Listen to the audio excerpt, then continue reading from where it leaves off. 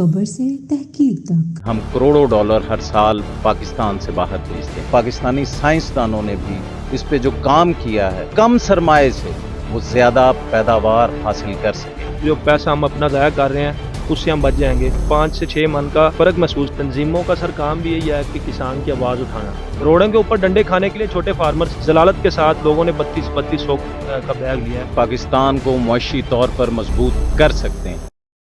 आज हम अपने प्रोग्राम 12 मिनट में बात करेंगे पाकिस्तान की ज़राअत पर। हम तकरीबन 380 मिलियन डॉलर पाकिस्तान का हर साल बाहर के मुल्कों में भेजते हैं, सिर्फ एक हाइब्रिड की मकई हाइब्रिड और मुख्तलिफ सब्जियात की मद में हम करोड़ों डॉलर हर साल पाकिस्तान से बाहर भेजते हैं। आज हम आपको पाकिस्तानी ज़रई ग्रेजुएट्स ने जो कारनामे सर अंजाम दिए, जैसे कि मेरे पीछे आप देख रहे हैं कि एक मकई का फील्ड जो पाकिस्तानी साइंसदान ने इनोवेट किया, वो आपको दिखाते हैं अपने इस प्रोग्राम। और अपने मेहमान साद अमीर से बात करेंगे मेज क्रॉप के ऊपर कि इस मेज क्रॉप में पाकिस्तानी साइंसदान के मेज क्रॉप के अंदर जो हाइब्रिड बनाया उसमें, और वो जो मल्टीनेशनल कंपनीज के हाइब्रिड हैं उनके बारे में कि इनमें क्या फर्क है। जी, इस वक्त मैं मौजूद हूं एक खेत के अंदर जहां मेरे साथ साद अमीर जो कि एग्रेरियन है मौजूद हैं। आज हम अपने नाजरीन को ये बताएंगे कि पाकिस्तान हर साल 107 अरब रुपए दूसरे मुल्कों में भेजता है ताकि मकई का सीड उनसे मंगवाया जाए, मगर पाकिस्तानी साइंसदानों ने भी इस पे जो काम किया है वो आज हम अपने नाजरीन को दिखाएंगे कि जिन साइंसदानों ने पाकिस्तान की ज़राअत में अहम रोल प्ले किया, जो हिम्मत कर रहे हैं ताकि पाकिस्तान का किसान एक मजबूत किसान बन सके और कम सरमाए से वो ज्यादा पैदावार हासिल कर सके। साथ से जानते हैं कि ये मेरे पीछे अकब में आप देख रहे होंगे एक प्लांट मकई का जो नजर आ रहा है आपको, उसके बारे में हम साद अमीर से जानेंगे। जी साहब, कुछ बताएंगे इस प्लांट के बारे में, इस हाइब्रिड के बारे में? जी सर, ये आपके सामने प्लाट आप देख सकते हैं। ये हाइब्रिड मकई पाकिस्तानी साइंसदानों का तैयार करदा बीज है, जिसकी छल्ली आप दे सकते हैं। उसकी आप दाने की मोटाई, टांडे की मोटाई, और आप उसके अंदर कोई मुआवजा नहीं कर सकते मल्टाइनेशन का और इसका। और इससे पहले हमने एक प्लाट की हार्वेस्टिंग भी किया है और उसके अंदर हमने जो इसकी पैदावार देखी है वो माशाल्लाह मल्टाइनेशन से बहुत ही अच्छी आई है। 3-4 मन का डिफरेंस आया है। हमने सिर्फ इसलिए इसकी हमने हार्वेस्टिंग अलहदा की थी कि ताकि जो हम पाकिस्तानी साइंसदानों की मेहनतें हैं और जो हम अब इतना जो हमारा फ़ॉरेन डॉलर का नुकसान हम हर साल कर रहे हैं उसके अंदर हम भी मुआवजा देख सकें, हम मुआवजा कर सकें कि हमारे जो साइंसदान हैं उनकी मेहनतों में कुछ नज़र आ रहा है कि नहीं आ रहा। तो वो छल्ली आपके सामने है, आप देख सकते हैं इसका। आप अच्छा मुआवजा कर सकते हैं। छल्ली के दाने के लाइनों को आप देख सकते हैं। और दूसरे प्लाट में आपको लेके जाते हैं तो दूसरे प्लाट में हम आपको बाहर का जो मल्टाइनेशन का सीड है वो भी आपको चेक करवाते हैं। साद अमीर, कुछ इस बारे में बताएं कि इसके मल्टीनेशनल कंपनी के बैग के रेट्स और पाकिस्तानी सीड कंपनी के बैग के रेट्स में जो 10 केजी का बैग है उसमें क्या डिफरेंस देखते हैं आप? सर डिफरेंस तो बहुत आपको वाज़ह नज़र आ रहा होगा कि इस दफ़ा जो मल्टाइनेशन का सीड है वो 10,000 रुपया पाकिस्तानी सीड से 10,000 रुपया ज़्यादा था। तो जहाँ से आपको ये वाला सीड मिल रहा है अगर 10,000 का, तो वो आपको 20 से 22,000 रुपये का परचेज करना पड़ रहा था। इस हवाले से किसानों को कुछ कहना चाहेंगे आपके पाकिस्तानी सीड के हवाले से, या पाकिस्तानी साइंसदान के हवाले से, या गवर्नमेंट ऑफ पाकिस्तान को कोई अपील करना चाहें कि जो पाकिस्तान के ज़रई साइंसदान हैं जो प्राइवेटली काम कर रहे हैं, उस हवाले से कुछ कहिएगा कि उनकी इस एफर्ट को कहाँ देखते हैं आप? सर मैं माशाल्लाह हमारी जो कंपनीज काम कर रही हैं, खा वो पेस्टिसाइड की हैं, खा वो सीड की हैं, जो नेशनल कंपनीज हमारा वर्क कर रही हैं, तो उनकी एफर्ट्स को हमें सराहना चाहिए। और देखें, हमें अगर स्पेस हम देंगे, फार्मर स्पेस देंगे कंपनीज को, हम उनको जगह देंगे, तो वो फिर हमारे एज अ ट्रायल बेस 1 साल 2 साल लगेंगे हमें। हम एफर्ट करें, हम उनको जगह दें, कंपनीज को वेलकम करें अच्छे तरीके के साथ, उनके हम जो सीड्स हैं उनको हम जगह दें, तो इंशाल्लाह ये बूम आ जाएगा। हम मल्टाइनेशन को हम पीछे छोड़ देंगे और पाकिस्तान को जो इतना डॉलर बाहर जा रहे हैं वो हम अपना सीड बाहर एक्सपोर्ट करेंगे और हमें जो डॉलर्स आएंगे वो पाकिस्तान ही खुशहाल होगा।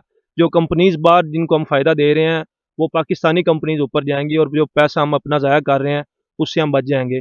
देखें आपके सामने है, कोई इतना कोई मैं कहता हूँ कोई बंदा डिफरेंस कर ही नहीं सकता, कोई इतना खासा फ़र्क नज़र ही नहीं आ रहा। और मैं कह रहा हूँ कि हमने इसकी जो हार्वेस्टिंग किया है उसके अंदर हमने प्रॉपर एक 5 से 6 मन का फ़र्क महसूस किया मल्टाइनेशन का और नेशनल का। साद अमीर, अब आप ये बताइएगा कि गवर्नमेंट की तरफ से या आप लोगों की लोकली लेवल पे किसानों की कई तंजीमें हैं जो किसानों की फलाह व बहबूद के लिए काम करती हैं। आप उन तंजीमों को कैसे देखते हैं? इस बारे में कुछ कहिएगा। तंजीमों का सर काम भी यही है कि किसान की आवाज़ उठाना। जो बड़ा फार्मर है सर, 500 एकड़ 700 एकड़ वाला, उसकी आवाज़ तो पहले ही बुलंद है। मज़ा तो तब है कि जब 5 एकड़ वाला, 3 एकड़ वाला, 10 एकड़ वाला, 15 एकड़ वाला जो फार्मर है उसकी आवाज़ भी ऊपर जाए, उसके भी मुतालबात पूरे किए जाएँ। जैसे कि ये बड़े माफियाज़ के मुतालबात पूरे किए जा रहे हैं, वैसे ये हमारे छोटे फार्मर्स के भी मसाइल जो है ना, उनको उनके ऊपर भी कोई रोशनी डाले। लेकिन सर वो रोशनी डालने वाला कोई नहीं है।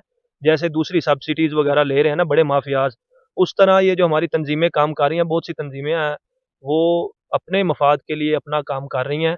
आपने हालिया में देखा होगा कि यहाँ पे बहुत बड़ा एक धरना हुआ था, इस्लामाबाद में किसान तंजीमों ने दिया था वहाँ पे। और वहाँ पे जो ओबलाइजमेंट मिली थी, वो भी बड़े फार्मर्स को मिली थी, ना कि छोटे फार्मर्स को मिली थी। हाँ, रोड़ों के ऊपर डंडे खाने के लिए छोटे फार्मर्स थे। फ्रंट लाइन के ऊपर जो फार्मर को लड़ाया गया, वो छोटे फार्मर को था। और छोटे फार्मर ने अपने एक्सपेंसेस के ऊपर जाके वहाँ पे शिरकत की, सिर्फ़ इसलिए कि हमारी कोई आवाज़ बुलंद करने वाला आ गया है। लेकिन एंड में देखा गया कि वो जो मराहत वगैरह मिली थी, ख़्वाह वो आप इलेक्ट्रिसिटी के कंसेशंस वगैरह देख लें, बिल्ज़ों के अंदर कंसेशन देख लें, ख़्वाह वो डील्स हुई वहाँ पे सर बहुत बड़ी, ये फर्टिलाइज़र की डील्स हुई कि जब भी कंट्रोल रेट के ऊपर कोई चीज़ मिलती है, तो वो माफियाज़ को मिली। मज़ा तो तब है ना कि यहाँ पे कोई ट्रक आएँ, तो हमें महकमा ज़राअत दफ़्तर के हम जाएँ, तो हमें सर वहाँ पे कोई ओब्लाइजमेंट मिले। सर हमारी क्या नीड है, हमें इतनी ज़्यादा कोई स्टॉक नहीं चाहिए। हमें अपनी फसल के ज़रूरियात के मुताबिक ही खाद मिल जाए तो हमें वो बेहतर है। लेकिन करें क्या सर, यहाँ पे कंट्रोल रेट की आप बात करते हैं, आप अब सब्सिडी की बात करते हैं। यहाँ पे सर वैसे ही रेयर हो जाती है खाद। आम रूटीन के अंदर तो कोई चीज़ हमें मिलती नहीं है। हम ब्लैक रेट के ऊपर सर हमने पोटैटो के अंदर डाली है।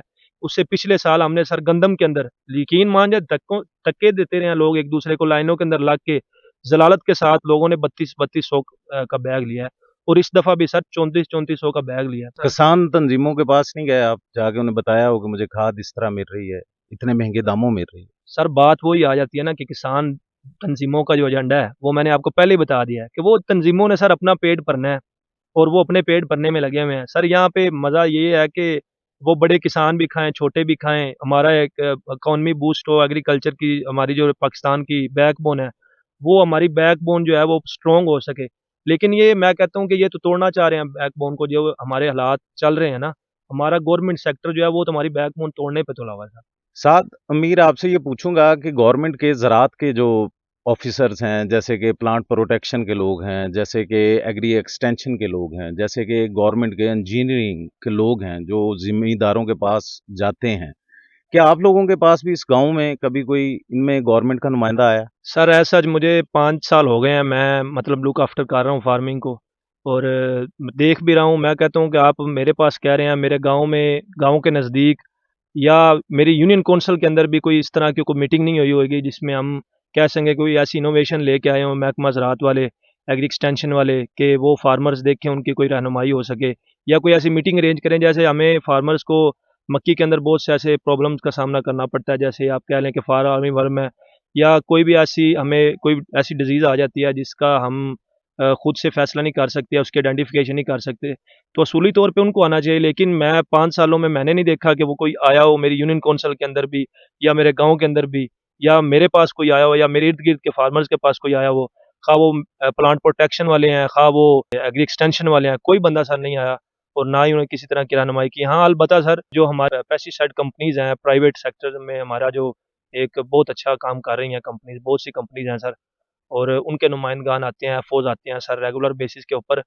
कभी-कभी तो ऐसा होता है कि हम घर में होते हैं और हमारी वो फ़ील्ड चेक करके हमें वो रिकमेंडेशन भी दे जाते हैं कि आप अपनी फ़ील्ड के अंदर ये वाली कोई एप्लीकेशन करवाएँ, ख़्वाह वो इंसेक्टिसाइड है, कोई पेस्टिसाइड है, या कोई फर्टिलाइज़र प्लान के हवाले से कोई वो आइडेंटिफ़िकेशन करके आते हैं, तो वो हमें हमारी रहनुमाई कर रहे हैं और हम उनकी इस रहनुमाई को बहुत ज़्यादा सराहते भी हैं। गवर्नमेंट ने पिछले दिनों में खाद के ऊपर सब्सिडीज़ दी, उस हवाले से कई टोकन्स भी आए और गवर्नमेंट रेट के ऊपर क्या आपको एज़ अ ज़िम्मेदार होने के नाते या एग्रेरियन होने के नाते क्या आपको गवर्नमेंट की जितनी भी खादें हैं, वो गवर्नमेंट रेट पे प्रोवाइड हुईं? सर पहली बात तो ये है कि जो वो कंट्रोल रेट होता है गवर्नमेंट का, उसके अंदर बहुत बड़ा एक माफिया कह लें आप, वो माफिया सिस्टम शामिल है।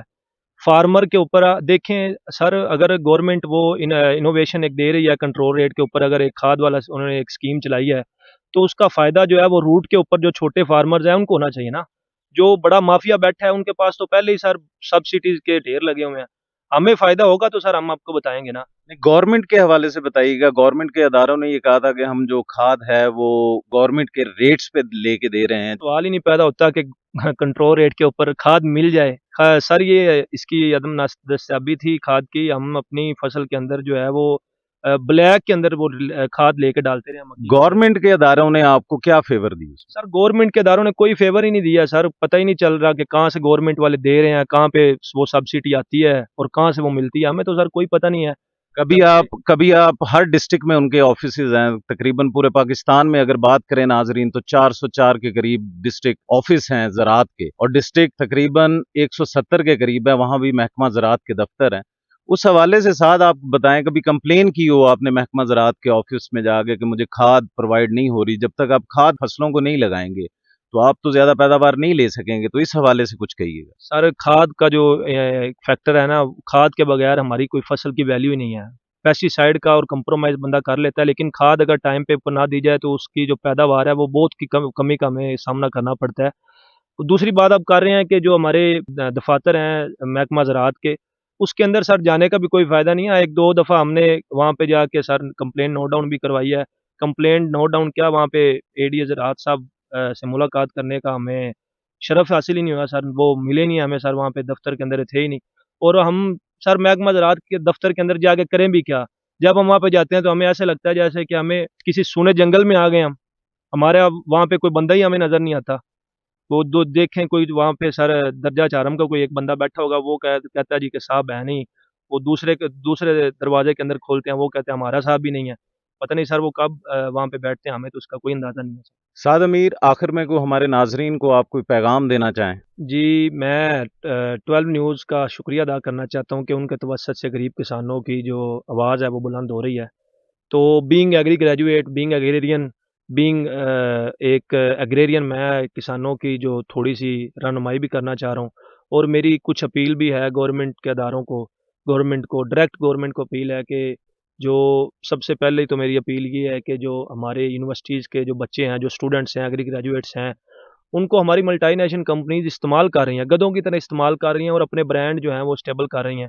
वो यकीन मान जाएँ, अगर उनको गवर्नमेंट की सपोर्ट हो, वो ऐसी रिसर्च कर सकते हैं, वो ऐसे अद्वियात डेवलप कर सकते हैं, अगर उनको ऐसा माहौल एनवायरनमेंट दिया जाए। लेकिन गवर्नमेंट के जो अदारे हैं, उनके अंदर वो उनकी कोई जगह नहीं है, उनकी कोई वक़्त नहीं है। और मल्टीनेशनल वाले जो हैं, वो हमारे एनर्जेटिक जो एग्रेरियंस हैं, उनसे अपने ब्रांड स्टेबल करवा रहे हैं। और गवर्नमेंट को फोकस करना चाहिए कि जो वो अपने दे रहे हैं, सब्सिडीज़ दे रहे हैं, फर्टिलाइज़र की हो, खा वो किसी सीड की हो, खा वो किसी किस्म की कोई भी सब्सिडी हो, तो वो देखना चाहिए, लुक आफ्टर करना चाहिए कि हमारे जो अफ़सरान बाला हैं वो रूट लेवल तक जो फार्मर हैं उनको कोई चीज़ मुहैया कर रहे हैं कि वो एक माफिया ही उससे मुस्तफ़ीद हो रहा है। तो अगर जब तक इस चीज़ को कंट्रोल नहीं किया जाता तो मैं नहीं समझता कि हमारे जो छोटे गरीब किसान हैं, जितने जो रूट के किसान हैं, उनको कोई इसका फ़ायदा हो और वो इस सब्सिडीज़ को जो है वो अवेल कर सकें। तो दूसरी बात मैं कहना चाहता हूँ कि हम फार्मर से भी मेरी कोई रिक्वेस्ट है कि जो हम मल्टीनेशंस के जो ब्रांड उनको हम सपोर्ट करते हैं, उनकी बड़ी तारीफ़ें करते हैं। हमें अपने जो हमारे नेशनल ब्रांड्स हैं, जो हमारे एग्रेरियंस ने, हमारे जो नेशनल कंपनीज़ ने, हमारे अदारों ने जो मेहनतें की हुई हैं, हमें उनको सराहना चाहिए, उनको एक स्पेस देनी चाहिए। जहाँ पे आप 20 एकड़ मल्टीनेशनल को बीज रहे हैं, तो वहाँ पे आप 10 एकड़ या 5 एकड़ आप नेशनल को भी लगा के देखें। अगर वो अच्छा परफ़ॉर्म करती है तो नेक्स्ट ईयर उसकी जगह आप उसको मज़ीद दें, आप उसको जहाँ पे आप 20 एकड़ को मल्टीनेशनल लगा रहे हैं, आप 20 के 20 ही आप नेशनल को लेके आएँ। जगह देने से जगह प्रोड्यूस होगी ना जी। अगर हम जो स्पेस हमने वो एक बहुत बड़ी खला बनी है, जब तक हम उस खला को खुद हल करने की कोशिश नहीं करेंगे तो फिर मैं नहीं समझता कि वो जो हमारे डॉलर्स जा रहे हैं, लाखों डॉलर्स मल्टीनेशनल के काबू में हैं, वो हम उससे छुटकारा हासिल कर सकते हैं। गवर्नमेंट को अपील ये है कि हमारे कुछ ऐसे सेमिनार्स कंडक्ट करवाए जाएँ, कुछ ऐसी हमारी फील्ड एक्टिविटीज़ करवाई जाएँ, जहाँ पे एक पूरे गाँव के अंदर एक एक्टिविटी भी अगर 1 माह के अंदर हो ना, तो बहुत से मैं कहता हूँ कि सॉल्यूशन जो हैं वो निकल जाते हैं। जब महकमा ज़राअत बैठता है, को रियल बता रहा हूँ कि मैं एक यूनिवर्सिटी का स्टूडेंट हूँ, ज़रा यूनिवर्सिटी फैसलाबाद से मैंने एक डिग्री एग्रीकल्चर की डिग्री की है। तो मैंने ये जो वास्ट जो डिफरेंस देखा है वो यही है कि हमारे जो नौजवान एग्री ग्रेजुएट्स हैं वो रुल रहे हैं। अगर उनको अपॉर्च्युनिटीज़ दी जाएँ, अगर उनको यूनिवर्सिटीज़ के अंदर कोई रिसर्च एस्टेबल करके दी जाए तो वो एक बूम जो है वो ब्लास्ट एक जो है वो एवोल्यूशन ला सकते हैं। अगर हम महकमा ज़राअत को देखें तो वो तो हमें वो 20 मन मक्की वाली वैरायटीज़ के अंदर लेके बैठे हुए थे। ये तो हमें आके उन्होंने बताया ना, तो वो तो कहते थे कि आप मैनुअल तरीके से अपनी फसलों को उगाएँ। महकमा ज़राअत वाले तो अभी भी कहते हैं, केमिकल कंट्रोल कोई ऐसा उन्होंने निकाला हो। ये नेशनल कंपनीज़ हैं जो हमारी इतनी मेहनत कर रही हैं और हमारी मदद कर रही हैं, तो हमें उनको सराहना चाहिए। तो उम्मीद है कि मेरी जो है वो बातें जो है वो 12 न्यूज़ के तवसत से जो है कामे बाला तक पहुँचेंगी इंशाअल्लाह। आखिर में नाजरीन मैं सिर्फ इतना कहूंगा कि हम अपने पाकिस्तान को मुआशी तौर पर मजबूत कर सकते हैं। हम अपने ज़रई ग्रेजुएट से फील्ड के मुतलका उनसे काम लें, उनसे ये काम लिया जाए कि पाकिस्तान के अंदर इंसेक्टिसाइड केमिकल्स किस तरह बनाए जा सकते हैं और पाकिस्तान के अंदर जो हाइब्रिड सीड है उसको किस तरह बनाया जा सकता है और हमारा गरीब किसान किस तरीके से पाकिस्तानी हाइब्रिड को इस्तेमाल करके ज्यादा से ज्यादा पैदावार ले सकता है। हमारे ज़रई यूनिवर्सिटीज कर क्या रही, जो पेरेंट्स अपने बच्चों को ज़रई यूनिवर्सिटी में भेजते हैं, करोड़ों रुपया हर माह हर सेमेस्टर की उनकी फीस दी जाती है, मगर वो वहां पे पढ़ते क्या हैं? ये ज़रई यूनिवर्सिटी से कोई भी पूछने वाला नहीं उन प्रोफेसर से कि क्या डेवलपमेंट उन्होंने इस 30 से 40 साल में की। हमारे इस पाकिस्तान को हमारे ज़रई ग्रेजुएट्स की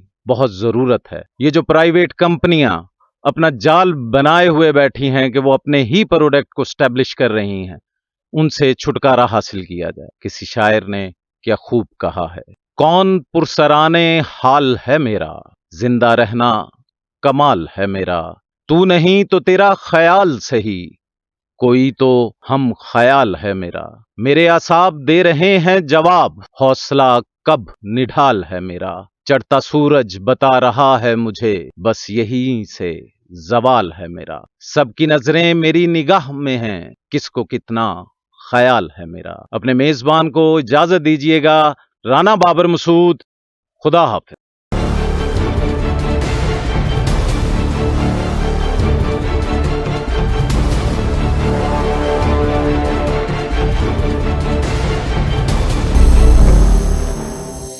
12 न्यूज़, खबर से तहकीक तक।